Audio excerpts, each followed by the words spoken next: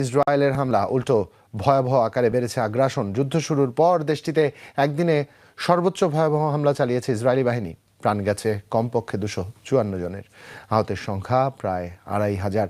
এর মধ্যে শুধু রাজধানী বৈরুতেই নিহত হয়েছে 92 জন। শহরটির দক্ষিণাঞ্চলে প্রাণ গেছে আরও 61 জনের। এছাড়াও নাবাতিয়ে এলাকায় 28, বালবেকে 18, আলাই জেলায় 17, টায়ারে 17, সিদনে 12 ও হেরমেলে 9 জনের মৃত্যু হয়েছে ইসরায়েলি হামলায়।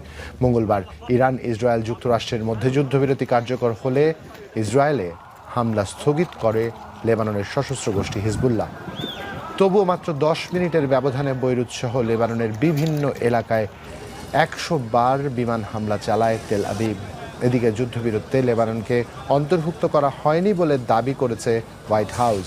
আর ইরান বলছে সিদ্ধান্তে লেবাননকে অন্তর্ভুক্ত করা হয়নি দাবি করে যুদ্ধবিরতির শর্ত ভঙ্গ করেছে যুক্তরাষ্ট্র ও ইসরায়েল।